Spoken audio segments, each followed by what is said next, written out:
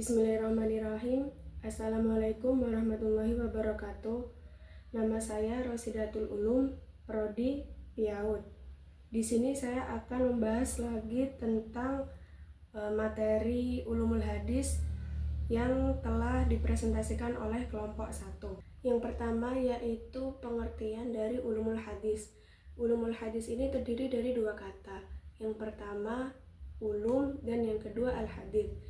Nah, ulum ini dalam bahasa Arab merupakan bentuk jamak dari ilm, yang artinya itu ilmu-ilmu. Sedangkan al-hadits itu seperti yang telah kita bahas kemarin pas waktu offline, itu merupakan perkataan, perbuatan, dan diamnya Nabi Muhammad. Jadi pengertian dari ulumul hadis itu merupakan ilmu-ilmu yang membahas atau berkaitan dengan hadis Nabi Muhammad SAW. Selanjutnya yaitu tentang peran hadis dalam melengkapi Al-Quran sebagai sumber ajaran Islam.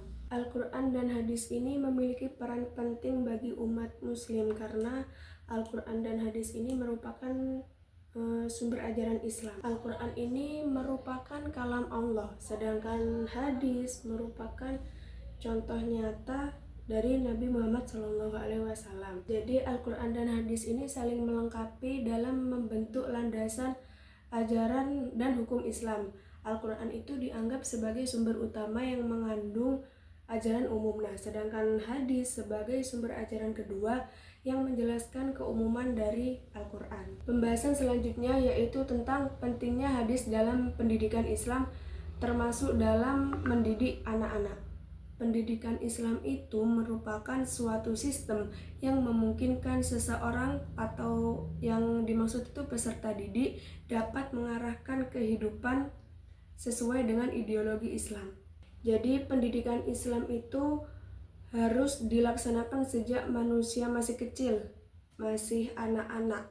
Karena pemberian pendidikan agama pada masa anak-anak itu merupakan dasar yang sangat berarti bagi pembentukan dan pembinaan agama manusia tersebut dan masa-masa berikutnya.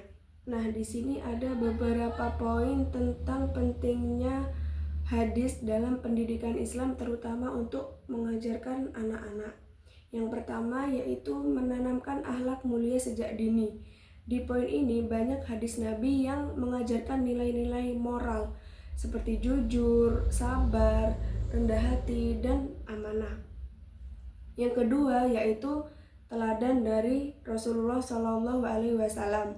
Melalui hadis, anak-anak dapat meneladani sikap dan perilaku Nabi Muhammad SAW yang penuh kasih sayang, sabar, dan bijaksana, terutama dalam memperlakukan anak-anak itu sendiri.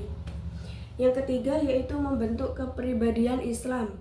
Nah, hadis ini membentuk anak menjadi pribadi yang bertanggung jawab, taat kepada Allah, hormat kepada orang tua, dan baik terhadap sesama manusia. Yang keempat yaitu mengajarkan nilai sosial dan kemanusiaan. Hadis ini mengajarkan pentingnya menyayangi yang lebih tua, membantu sesama, serta menjaga lisan dan sikap, dan semua ini penting dalam membangun hubungan sosial anak yang sehat. Selanjutnya yaitu yang kelima, panduan dalam pendidikan ibadah. Nah, hadis ini memberikan arahan kapan anak-anak mulai diperintahkan menjalankan ibadah.